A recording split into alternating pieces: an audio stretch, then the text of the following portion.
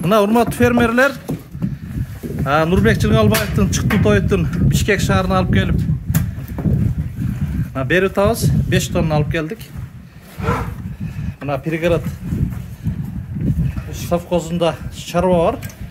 Агаларыбыздын. Мына уйлар тим эле талашып жеп атышат. Кандай жеп атат? Жакшы жеп атат да. Биягын салып, аягына барып кайта келгенче алып жеп коет да биягын. Ая шуулдап 15-нчи салып келгенче 1-нчи жеп кетет да. Эчтеке койбой жеп атыптыр, таптаза кылып, 10 минутта жеп кетет да, таптаза кылып. 1 килоны.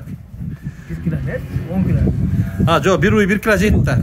Бир салганда 1 кило саласыңар да. 10 кило. 10 кило. 10 кило ошондо эле жеп коет абы. Коет да, ошо биягын бояга салып кайта келгенче калбайт да. 10 килограмм жеп коет атат. Bir günde 20 kilogram salasыңар. Азыр мына колуң жыттап атат. Берди атат. Мына эми буйруса бир жума 10 күндө билинет сүтү. Сүтү көбөйөт буйруса. Аябай талашып жеп атыптыр. Мына уже жеп койду. Мына жана бир лопатканы жалап эчтеке койбой жеп атат. Мына бул жерде асыл тукум уйлар бар. Мына көрүңүздөр.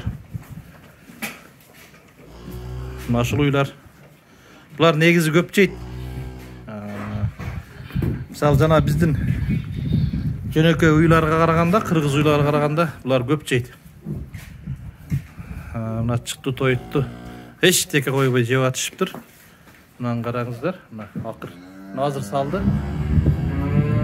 Эчтеке койбой таптаза кылып жеп атышат.